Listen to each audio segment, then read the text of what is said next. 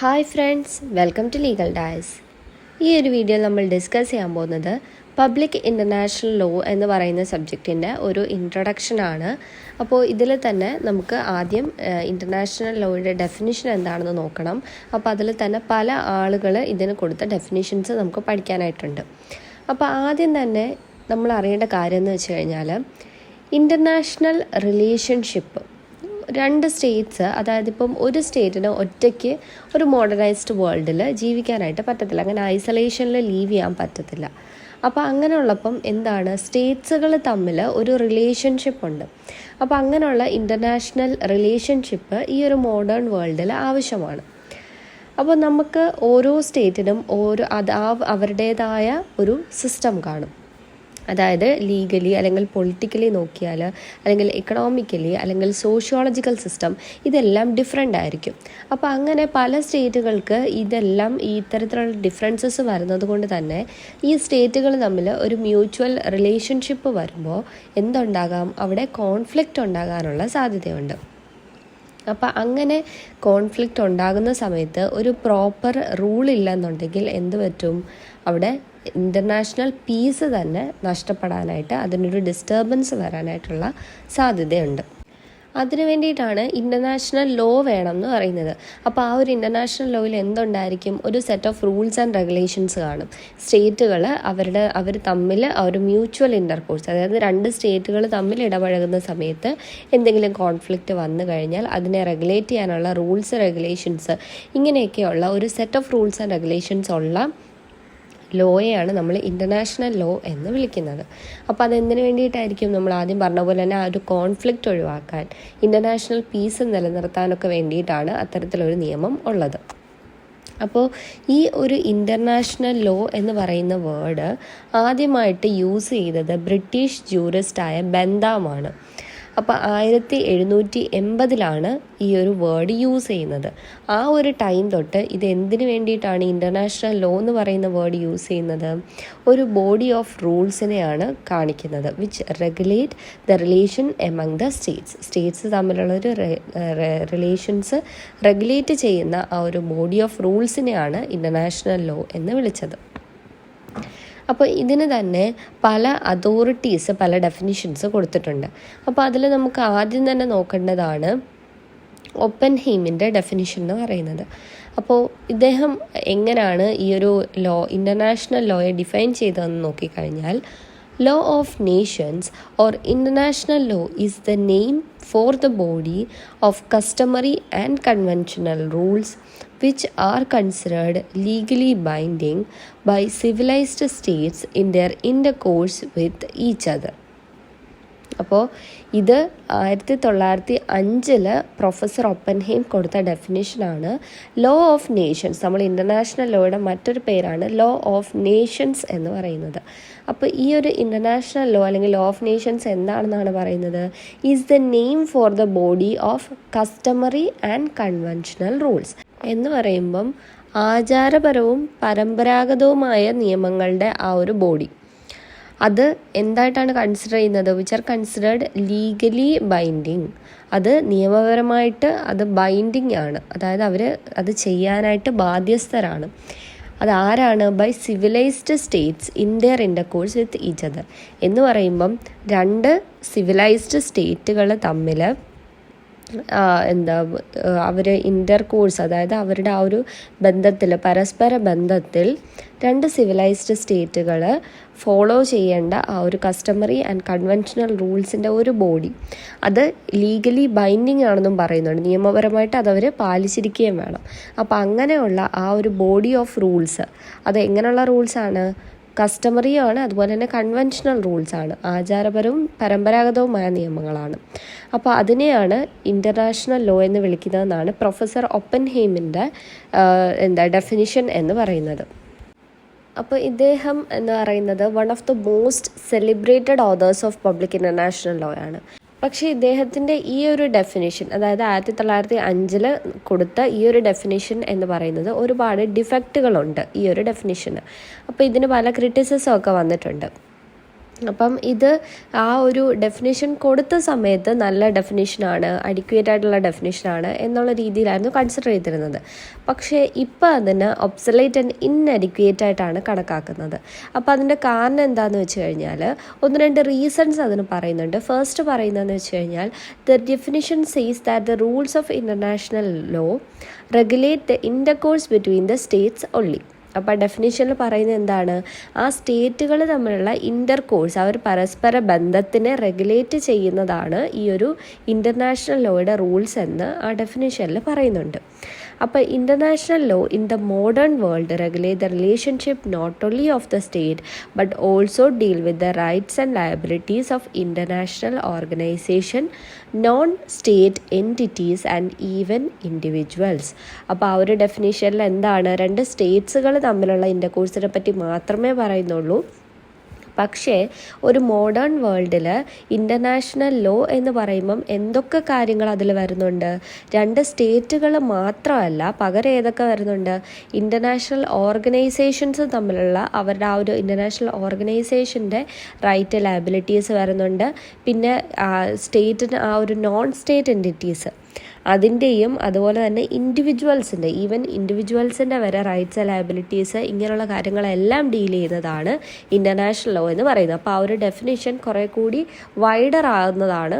അപ്പോൾ വൈഡറായിട്ടല്ല ആ ഒരു ഓപ്പൻഹൈമിൻ്റെ ഡെഫിനേഷനിൽ പറഞ്ഞിരിക്കുന്നത്. ആൻഡ് 2 പറഞ്ഞു കഴിഞ്ഞാൽ it is now considered that the international law consists not only customary and conventional rules but also general principles of law such as res judicata, sub judice, subrogation, estoppel, etc. It is because Article 38 of the Statute of International Courts of Justice recognizes general principle of law followed by civilized state as one of the source of international law. അപ്പോൾ ആദ്യം ആ definition clear ആയിട്ട് പഠിച്ചാൽ മാത്രമേ നമുക്ക് ആ ഒരു ക്രിറ്റിസിസത്തിൽ എന്തൊക്കെയാണ് റീസൺസ് എന്ന്, അത് ക്രിറ്റിസൈസ് ചെയ്യാനുള്ള കാരണം എന്താണെന്ന് പറയാൻ പറ്റത്തുള്ളൂ. അപ്പോൾ രണ്ടാമത് പറയുന്ന പോയിന്റ് എന്താണ്, ആദ്യത്തെ ഡെഫിനേഷനിൽ തന്നെ പറഞ്ഞിട്ടുണ്ടായിരുന്നു അതൊരു കസ്റ്റമറി ആൻഡ് കൺവെൻഷണൽ റൂൾസ് ആണെന്ന്. അപ്പോൾ ഇവിടെ പറയുന്നത് എന്താണ്, ഇതിനെ കസ്റ്റമറി ആൻഡ് കൺവെൻഷണൽ റൂൾസ് മാത്രമല്ല, പകരം എന്തും കൂടെ ഉണ്ട്, ജനറൽ പ്രിൻസിപ്പിൾസ് കൂടെ വരുന്നുണ്ട്. ആ ജനറൽ പ്രിൻസിപ്പിൾസ് ഏതൊക്കെയാണെന്നാണ് പറയുന്നത്, റെസ് ജുഡിക്കേറ്റ, സബ് ജുഡൈസ്, സബ്രോഗേഷൻ, എസ്റ്റപ്പൽ. അപ്പോൾ ഈ ടേംസൊക്കെ നമ്മൾ പലപ്പോഴായിട്ട് പഠിച്ചിട്ടുള്ളതാണ്. റെസ് ജുഡിക്കേറ്റ എന്ന് പറഞ്ഞു കഴിഞ്ഞാൽ എന്താണ്, ഒരു മാറ്റർ ഒരിക്കൽ ഡിസൈഡ് ചെയ്ത് കഴിഞ്ഞാൽ പിന്നെ അത് വീണ്ടും സെയിം പാർട്ടീസ് തമ്മിൽ തന്നെ അത് വീണ്ടും ഒരു കോടതിയിലേക്ക് ലിറ്റിഗേഷന് വേണ്ടി കൊണ്ടുപോകാനായിട്ട് പറ്റത്തില്ല. അതാണ് റെസ് ജുഡിക്കേറ്റ എന്ന് പറയുന്നത്. അത് ഓൾറെഡി അഡ്ജഡ്ജായിട്ടുള്ളൊരു കാര്യമാണ്, പിന്നെ അതിനെ വീണ്ടും കൊണ്ടുവരാൻ പറ്റത്തില്ല. സബ് ജുഡൈസ് എന്ന് പറഞ്ഞു കഴിഞ്ഞാൽ എന്താണ്, ഒരു മാറ്റർ എന്ന് പറയുന്നത് ജഡ്ജിന് മുന്നിലോ അല്ലെങ്കിൽ ഒരു കോടതിയുടെ മുന്നിലോ നിൽക്കുകയാണ്, അത് ഇതുവരെയ്ക്കും ജുഡീഷ്യലി ഡിസൈഡ് ചെയ്തിട്ടില്ല, അതാണ് സബ് ജുഡൈസ് എന്ന് പറയുന്നത്.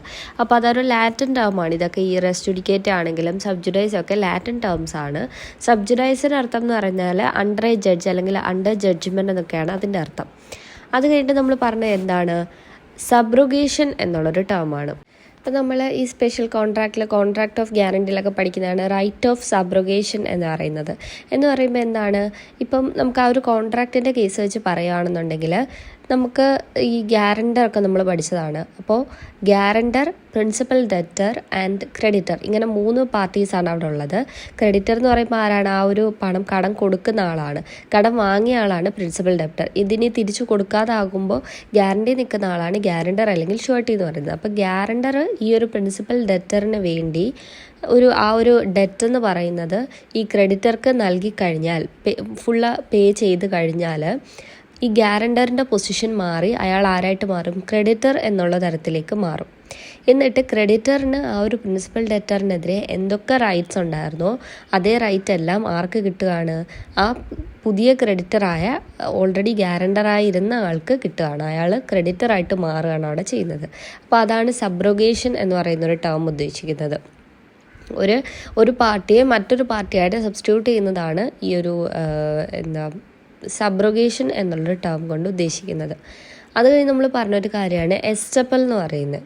അപ്പോൾ എസ്റ്റപ്പൽ എന്ന് പറഞ്ഞാൽ എന്താണ്, A legal principle that prevents someone from arguing something or asserting a right that contradict what they previously said or agreed to by law.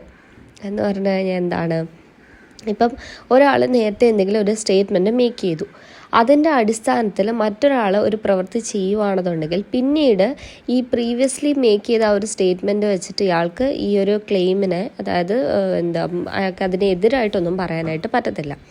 For example, ഇപ്പോൾ ഒരു ലാൻഡ് ലോഡ് ഒരു ടെനൻറ്റിനോട് പ്രോമിസ് ചെയ്യാണ്, ഒരിക്കലും ഇപ്പോൾ ലീസിനെടുത്ത ഒരു ഇതാണ്, അപ്പം ലാൻഡ് ലോഡ് ടെനൻറ്റിനോട് പറയാണ്, ഈ ഒരു പ്രോപ്പർട്ടിയിൽ നിന്ന് നിങ്ങളെ ഒരിക്കലും ഞാൻ ടെർമിനേറ്റ് ചെയ്യത്തില്ല, ആ ഒരു റൈറ്റ് ടെർമിനേറ്റ് എന്നുള്ള ആ ഒരു റൈറ്റ് ഞാൻ എക്സസൈസ് ചെയ്യില്ല എന്ന് ലാൻഡ് ലോഡ് ടെനൻറ്റിന് വാക്ക് കൊടുക്കുകയാണ്. അപ്പോൾ ടെനൻറ്റ് എന്ത് ചെയ്യാണ്, ഈ ഒരു പ്രോമിസ് കിട്ടിയതിൻ്റെ അടിസ്ഥാനത്തിൽ അവിടെ ആ ഒരു പ്രമൈസിൽ വേണ്ട രീതിയിലുള്ള ഇമ്പ്രൂവ്മെൻറ്റ്സ് ഒക്കെ, അതായത് എന്തെങ്കിലും ബിൽഡിങ് വെക്കുകയോ അല്ലെങ്കിൽ കൃഷി നടത്തുകയോ എല്ലാം ചെയ്തു. ഇത് ചെയ്ത് കഴിഞ്ഞിട്ട് ലാൻഡ് ലോഡിന് വന്നിട്ട് ആ ഒരു റൈറ്റ് ടു ടെർമിനേറ്റ് എന്നുള്ളൊരു റൈറ്റ് എക്സസൈസ് ചെയ്യാൻ പറ്റത്തില്ല. കാരണം എന്താണ്, അയാൾ ഓൾറെഡി പറഞ്ഞിട്ടുണ്ടായിരുന്നു, അയാൾ പ്രോമിസ് കൊടുത്തിട്ടുണ്ടായിരുന്നു നേരത്തെ. പ്രീവിയസ്ലി അയാൾ പറഞ്ഞ കാര്യം എന്തായിരുന്നു, ആ ഒരു റൈറ്റ് ഞാൻ എക്സസൈസ് ചെയ്യത്തില്ല എന്നായിരുന്നു. അപ്പോൾ ഈ ഒരു ഡോക്ട്രിൻ ഓഫ് പ്രോമിസറി എസ്റ്റപ്പൽ പ്രകാരം എന്താണ്, ആ ഒരു നേരത്തെ പ്രോമിസ് ചെയ്തത് അയാൾക്ക് ഇപ്പം വന്ന് മാറ്റി പറയാനായിട്ട് പറ്റത്തില്ല. അതിൻ്റെ അടിസ്ഥാനത്തിലാണ് ഈ ഒരു ടെനൻറ്റ് ഇവിടെ ഇമ്പ്രൂവ്മെൻറ്റ്സ് അവിടെ ചെയ്തത്. അപ്പോൾ ഇതാണ് എസ്റ്റപ്പൽ എന്ന് പറയുന്നത്. അപ്പോൾ ഇത്തരത്തിലുള്ള ജനറൽ പ്രിൻസിപ്പിളും കൂടെ ഉൾപ്പെടുന്നതാണ് ഇൻ്റർനാഷണൽ ലോ എന്നാണ് ഇപ്പം ഇവിടെ ഒരു ആദ്യത്തെ ആ ഒരു ഓപ്പൺഹൈമിൻ്റെ ഡെഫിനിഷന് ഒരു വ്യത്യാസമായിട്ട് ബാക്കിയുള്ള കാര്യങ്ങൾ പറഞ്ഞത്. അപ്പോൾ ഇവിടെ ഈ ജനറൽ പ്രിൻസിപ്പിൾസും കൂടെ ഉൾപ്പെടുന്നുണ്ട് എന്ന് പറയാൻ കാരണം എന്താണ്, statute of international court of ജസ്റ്റിസിൻ്റെ ആർട്ടിക്കിൾ 38 പറയുന്നുണ്ട്, ഈ ജനറൽ പ്രിൻസിപ്പിൾസും അതും സിവിലൈസ്ഡ് സ്റ്റേറ്റുകൾ ഫോളോ ചെയ്തിരിക്കണം. കാര്യം എന്താണ്, ഈ ജനറൽ പ്രിൻസിപ്പിളുകൾ എന്ന് പറയുന്നത് ഇൻ്റർനാഷണൽ ലോയുടെ ഒരു സോഴ്സായിട്ട് മാറിയിട്ടുണ്ട്. അപ്പോൾ അതുകൊണ്ട് തന്നെ സിവിലൈസ്ഡ് സ്റ്റേറ്റുകൾ ഈ ജനറൽ പ്രിൻസിപ്പിൾസ് ഫോളോ ചെയ്യണം എന്ന് ആർട്ടിക്കിൾ 38 പറഞ്ഞിട്ടുള്ളത് കൊണ്ടാണ് എന്ത് ചെയ്യണം എന്ന് പറയുന്നത്, ഈ കൺവെൻഷണലും കസ്റ്റമറി റൂൾസും മാത്രമല്ല ബാക്കിയുള്ള ജനറൽ പ്രിൻസിപ്പിൾസും കൂടി ഇതിൻ്റെ കൂടെ ഫോളോ ചെയ്യണം എന്നുള്ള കാര്യം പറയുന്നത്. അപ്പം ഇത്രയാണ് നമ്മൾ ആദ്യം ഇതിൻ്റെ ഒരു ഇൻട്രൊഡക്ഷൻ പറഞ്ഞത്. സോ എന്താണ് ഇൻ്റർനാഷണൽ ലോ എന്ന് പറയുന്നത്, അതുപോലെ തന്നെ ഓപ്പൺഹൈമിൻ്റെ ഡെഫിനിഷനാണ് നമ്മൾ പറഞ്ഞത്. അതിൻ്റെ ക്രിറ്റിസിസം അല്ലെങ്കിൽ ഡ്രോബാക്കുകൾ അത് പറയാൻ റീസൺസ് എന്താണ്, ക്രിട്ടിസൈസ് ചെയ്യാനുള്ള റീസൺസ് ആണ് 2 റീസൺസ് നമ്മൾ പറഞ്ഞത്. സോ ഫ്രണ്ട്സ്, നമുക്ക് ഇതിൻ്റെ ബാക്കി ഡെഫിനിഷൻസ് പഠിക്കാനുണ്ട്, അത് നമുക്ക് അടുത്ത വീഡിയോയിൽ ഡിസ്കസ് ചെയ്യാം. അപ്പോൾ നിങ്ങൾക്ക് ഈ ഒരു വീഡിയോ യൂസ്ഫുൾ ആയെന്ന് തോന്നുകയാണെന്നുണ്ടെങ്കിൽ ലൈക്ക് ചെയ്യുക, നിങ്ങളുടെ ഫ്രണ്ട്സിനോട് ഇത് ഷെയർ ചെയ്ത് കൊടുക്കുക, ആൻഡ് ഈ ചാനൽ മറക്കാതെ സബ്സ്ക്രൈബ് ചെയ്യുക.